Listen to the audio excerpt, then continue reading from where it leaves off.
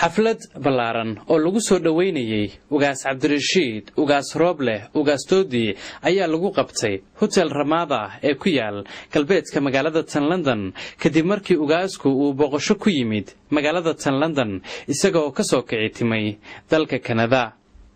xafladan oo ay soo qaban qaadiyeen taariikhda London ee reer Awdal oo deegaan ahaan ka soo jeeda magaalada Saylac ayaa ku soo dhaweeyay ugaas Cabdirashiid ciyaarihii Saylaciga ee lagu yaqaanay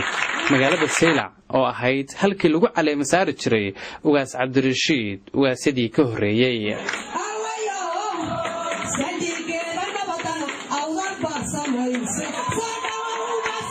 waxaan rabaa oo isku taagay koow marka ugu horeysa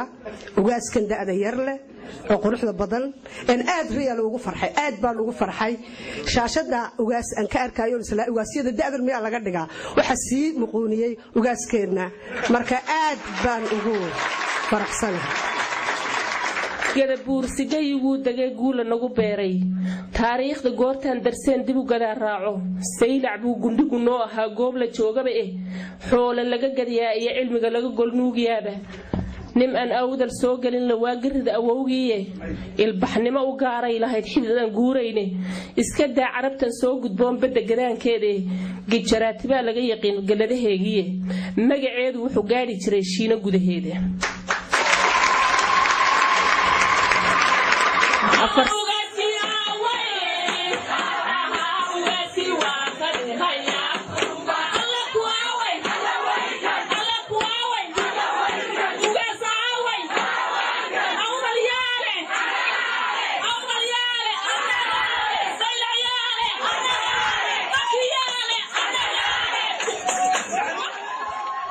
wariyaheenna Maxamed Yaasiin oo ka qayb galay xafladaasi ayaa waxa uu su'aalo weydiiyay dadkii uu halkaas kula kulmay ugu horeyntiiba Maxamed wuxuu su'aal weydiiyay xiriiriyay xafladda Ali Xaamud Jibriil oo uu weydiiyay sababta ka dambeysay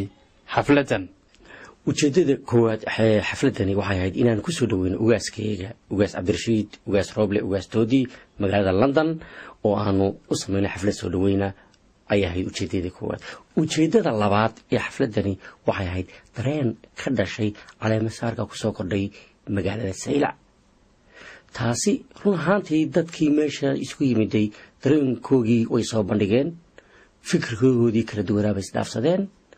waan ku faraxsanahay sida ay wax u dhaceen munaasabadan waxaan u arkay in ay tahay munaasabad aad u muhiim ah waxa ay daba taala taariikh dheer oo ilaa 1000 iyo siyaado sanadooda oo ka soo asalkaba oo inteeda badanna maxaan ku dhaahdaa caleema saarkeedu ugu badnaa magaalada Saylac aad baan u soo dhaweynayaa waan ku faraxsanahay bulshada ruweynta Awdal ee soo dhaweysay ugaaskoogii magacayguna waa Cabdiraxmaan Cumar Bile aad baan ku faraxsanahay runtii meesha Saylac la yiraahdo weeyaan arinku maanta ma garatay soowaha marka hadii aan ugaaskii ciisaha la keenayo Saylac dawlad baa wada mugta inaguna waxaan wadi doonaa inaga wadayna kan oo biidni Ilaahi kariim la inaga dheerayn maayo insha Allah martiqaadkan sharafta leh ee ugaaskeena ugaas Cabdirashiid maalin ay iga farxad badan tahay maanta ma jirto ugaas Cabdirashiid ugaas Rooble ugaas Toodi ugaaska ayaa mar uu ka qayb galay kulan weyn oo ka dhacay hotelka Ramada ee ku yaala galbeedka magaalada London ayaa waxaanu qadar markaasi daqiiqada kula kulanay isla hotelka anagoo dhowr su'aalood oo kooban weydiinay ugaaska ayaa su'aalihii aan weydiinay waxa kamid ahaa bal inuu ugaasku nooga warrabo ugu horeyn booqashada uu ku yimid wadankan Britain sida uu arko waxaan ugaasku hadalkiisa ku bilaabay si aan danihii dadkayga aan uga wada tashanno markaasi sidaas aan ku yimiday waxaan u soo jeediyay baaq nabadeed oo ummadaydu waa ummad nabadda jecel marka horumarkii iyo dhaqankii aan lahayn in halkii laga sii wado daawadayaalkaasi waxa uu ahaa ugaaska guud ee beelweynta guud ee Gadabuurse ugaas Cabdirashiid ugaas Rooble ugaas Toodi oo maanta shir weyn oo aad loo soo agaasimay kaga qayb galay galbeedka magaalada London inta aynu dib u kulmi doono hadii Allah uu wado raali ka noqdo waa Maxamed Yaasiin oo idileh sida ay nabadgeliyo